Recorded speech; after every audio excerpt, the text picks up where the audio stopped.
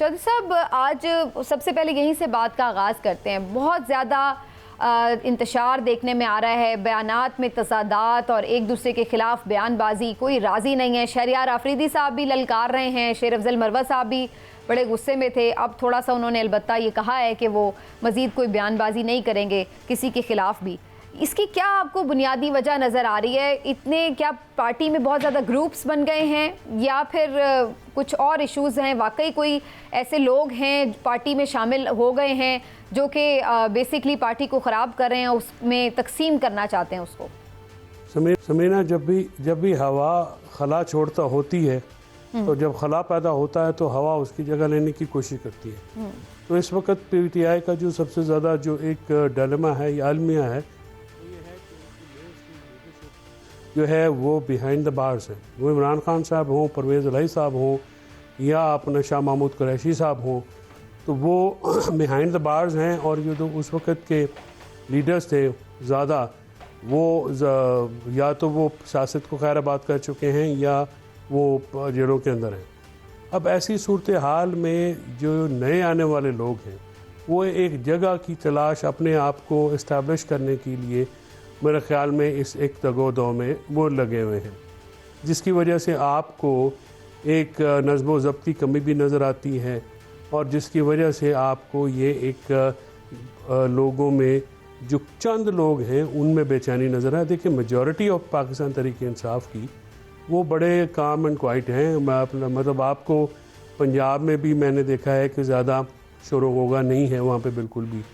शेर अफजल मरवत साहब सियासी शख्सियत नहीं है, वो वकील हैं और वो फ़ौजदारी के वकील हैं और फ़ौजदारी का वकील दबंग होता है और लिहाजा वो सियासी बारीकियों को नहीं समझते। अभी वो आए हैं, ज़ाहिर एलिवेट हो गए हैं, आते वो MNA भी हो गए हैं, तो अभी वो सियासत की पुरखार वादी में चलेंगे तो वो सीखेंगे कि सियासत जो है वो हर वक्त जो है वो ब्रावाडो का नाम नहीं होता, यानी लड़ाई के लिए तैयार रहने का नाम नहीं होता। सियासत जो है वो बहुत सख्त बात बहुत नरम अंदाज में कहने का बड़ा कुछ बर्दाश्त भी करना पड़ता है, तहम्मुल का भी शहरयार आफरीदी का ये है कि शहरयार ने क्योंकि बहुत ज़्यादा कुर्बानी दी है, लिहाजा वो समझते हैं कि वो सेंसिटिव भी डेफिनेटली होंगे क्योंकि उनके बच्चियाँ भी हैं, ख़ानदान की मामलात हैं।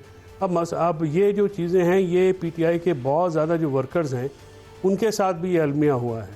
मसलन जो ख़वातीन अंदर हैं उनके साथ भी तो ये अलमिया है कि उनके छोटे छोटे बच्चे और माएँ बच्चों से दूर रखना। मैं समझता हूँ कि हुकूमत को अब जो वफाकी हुकूमत है और पंजाब हुकूमत है इनको अब औरतों से और बच्चों से लड़ाई तर्क कर देनी चाहिए। और कल भी अब जो उनके बहुत वोकल सपोर्टर थे यानी सलीम साफ़ी साहब ने भी कहना शुरू कर दिया है कि अभी 9 मई को आप किसी तरफ इसका हल निकालें।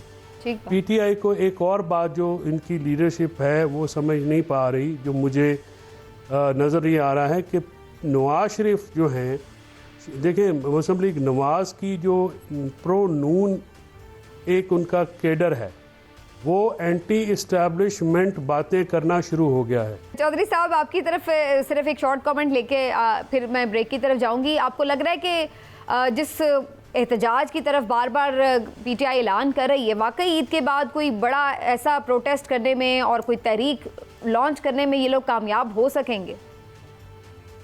मेरा ख्याल में KP के हद तक तो ये एहतजाज हो सकता है और शायद होगा भी, और KP में मौलाना फजल रहमान भी गेयर अप हो रहे हैं और वहाँ की हद तक तो ये होगा। लेकिन पंजाब की हद तक मुझे इसलिए जो है वो नहीं होता हुआ नज़र आ रहा कि पंजाब में लोग जो हैं वो एहतजाज के मोड में अभी नहीं हैं और ना ही PTI की जो टिकट होल्डर्स हैं, नदीम कुरैशी साहब बड़े सीजन पॉलिटिशियन हैं। देखिए, जहाँ पे जो टिकट होल्डर्स हैं वो ख़ुद भी नहीं निकले, वो सारों ने इलेक्शन तो लड़ लिया लेकिन कभी भी मतलब आप कितने बंदे अडयाला के बाहर जाते हैं या मुलाकात करने के लिए आते हैं या तारीख़ों पे आते हैं, तो ये भी वहाँ पे अगर वलीमा खान खुद ना हो तो बुशरा बीबी के केसेस पे भी कोई नहीं आता और उस तरह से मतलब जिस तरह से आना चाहिए। देखिए, अब ये लोग इलेक्शन लड़ चुके हैं, इलेक्शन लड़ के घर पे बैठना तो कोई बात नहीं है। अभी जो है पीछे पिंडी में खान साहब के लिए जो दुआ है, रिहाई की दुआ के लिए कितने बंदे इकट्ठे हुए हैं, कोई बंदा नहीं इकट्ठा कर सका। ये इनके टिकट होल्डर्स को थोड़ी मेहनत करनी पड़ेगी, डंडा सोटा इनके साथ होना है, वो बर्दाश्त करना पड़ेगा।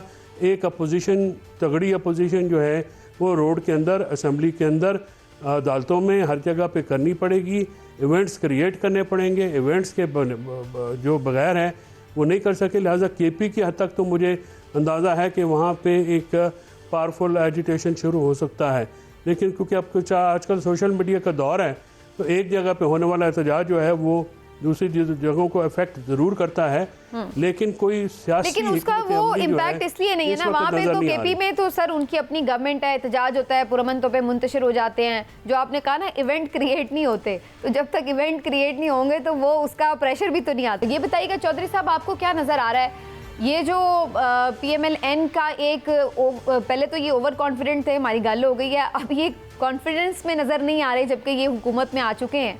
और जावेद लतीफ़ को सुने, राना सनाउल्लाह साहब को सुने, कल तो इवन सेनेटर अफनानुल्लाह जो हैं वो भी बिल्कुल एक डिफरेंट बात करते हुए नज़र आ रहे थे। PMLN को किस बात का दुख है? PMLN नवाज़ को ये दुख है कि एक तो नवाज शरीफ का जो अपना धड़ा है, ज़ाहिर है पार्टी तो नवाज शरीफ की है, मौजे शहबाज शरीफ कर रहे हैं तो उनको भी जो है वो आउट रखा गया है अपने लीडर की तरह। तो उनको ये शिकायत ज़रूर है कि, और वो ये करते भी आप बरमला नज़र आ रहे हैं, एक एंटी इस्टेब्लिशमेंट जो नैरेटिव है उसकी सक्सेस जो है वो बहुत एविडेंट है। तो वो अब वो साइड लेना शुरू हो गए हैं बड़े एहतियात के साथ और बड़े तरीके के साथ। जो है उन्होंने हॉक्स जो हैं, ये जिन बंदों का आपने नाम लिया, ये नवाज शरीफ ग्रुप हैं, ये शहबाज शरीफ ग्रुप नहीं है। शहबाज शरीफ साहब के करीबी समझने जाने वाले हनीफ अब्बासी साहब थे, वो जाके ख्वाजा आसफ और उनको जो है वो जावेद लतीफ़ के ऊपर उन्होंने वो पल पड़े और उन्होंने उनको काफ़ी ज़्यादा तनकीद का निशाना पड़ा। राना सनाउल्लाह बड़ा समझदार और घाक किस्म के सियासतदान हैं, तो वो ये जो लोग हैं ये एक पोजीशन ले रहे हैं और ये पोजीशन जो है ये बगैर किसी के कहे तो ले नहीं जा सकती। और ये पोजीशन जो क्या वजह क्या है इस पोजीशन की? देखिए इस पोजीशन में तो उनकी जो लीडरशिप है, जो उनका देखिए मियां नवाज शरीफ जो हैं वो भी तो इस मुल्क के 3 दफ़ा वज़ीर-ए-आज़म रहे हैं। इस मुल्क का वज़ीर-ए-आज़म बनना जो है, नहीं सर मैं ये पूछ रही हूँ कि इसका मकसद क्या है? यानी कहने का मकसद ये है कि अब तो हो गया ना, इलेक्शन भी हो गया, अब ये इस वक्त ले भी ले नैरेटिव, अब कोई दूसरा इलेक्शन तो नहीं फिलहाल होने जा रहा कि जिसमें इन्हें फ़ायदा हो जाएगा, तो इन्हें इस वक्त इस तरह का राग लगाने की क्या ज़रूरत है? उस वजह उनको ये लग रहा है कि ये महफिल दोबारा लगने वाली है। अच्छा। और ये जो अपना लल्ले तलल्ले की जो हुकूमत है ज़्यादा देर नहीं चलेगी, और जब उनके साथ ये जो काम करवा लिए जाएंगे तो उनका ये कभी इम्कान है कि आसिफ जरदारी साहब उनको डिच करेंगे और वो उनको ऊपर चढ़ा के छत पे नीचे से सीढ़ी खींच लेंगे, और वो इसके डर के साथ वो लगे हुए हैं। और ये पोजीशन जो है बाकायदा एक सोचे समझे स्कीम के सियासी स्ट्रेटजी का हिस्सा है। यानी नवाज शरीफ साहब जो हैं वो अपने साथ होने वाले मुजालिम के बारे में जो है वो आप देखिए हमेशा वो बात करते हैं, उसके बाद में बात नहीं करते। वो शहबाज शरीफ की 16 महीने की PDM की हुकूमत को नहीं एक्सेप्ट करते। राना महमूद अल हसन को उन्होंने वोट दिया तो उन्होंने असम्बली के फ्लोर पे कहा कि मेरा दिल बड़ा बोझल आपको वोट देते हुए, क्योंकि वो पीपल्स पार्टी के सेनेटर इस पर आए हैं, वो पीपल्स पार्टी की तरफ से आ गए हैं। तो ये जो बातें हैं ये बड़ी एविडेंट हैं। अब इसको जो पोलिटिकली जो एक हवा अंदर जो है एक गुबार जमा है मियां नवाज शरीफ के दिल में, क्योंकि उनको चौथी दफ़ा वज़ीर-ए-आज़म बनाने का जो है वो कह के उनको वापस लेके आए थे, लेकिन वो वादा इफ़ा नहीं हुआ। और उनकी बेटी भी जो हज़ार उनको कामयाब तो होकर देखना चाहते हैं CM पंजाब, लेकिन अभी तक वो कोई इम्पैक्ट कायम नहीं कर सकी। अभी तक वो उस गिमिक्री में मसरूफ़ हैं जिसका कोई उनको खातिर खा फ़ायदा नहीं हो रहा। और उसके बरक्स इमरान खान साहब जेल में बैठ के भी बड़े हो रहे हैं और उनकी पॉपुलैरिटी जो है वो कटेल नहीं हो रही बल्कि बढ़ती जा रही है। तो नवाज शरीफ क्योंकि एक पुराना सियासतदान है, वो इस सारी सिचुएशन को समझते हुए अपने लोगों के जरिए से ये पोजीशनिंग करवा रहे हैं।